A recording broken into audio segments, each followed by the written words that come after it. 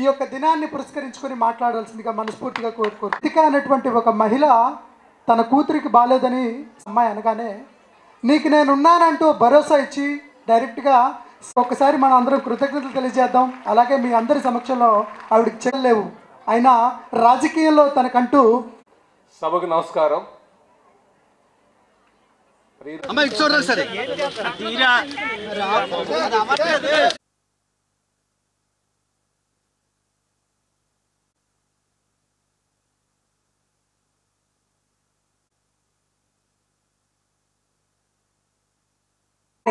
వేదికను అలంకరించవలసిందిగా కోరుతున్నాం.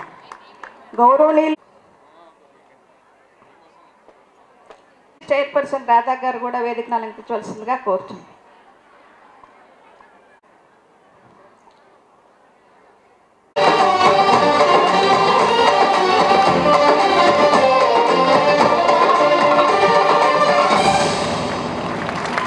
Additional commissioner GVMC Ramanamurthy గారు వారిని కూడా వేదిక అలంకరించవలసిందిగా కోరుతున్నాం.